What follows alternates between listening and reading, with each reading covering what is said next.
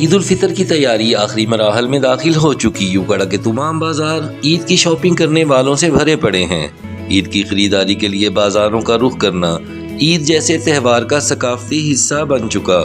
جو خواتین کپڑے بنا چکی وہ میچنگ جیولری اور میچنگ شوز کی تلاش میں ہیں، لیکن مہنگائی ہے کہ خریدار اور دکاندار دونوں کو پریشان کیے ہوئے ہے۔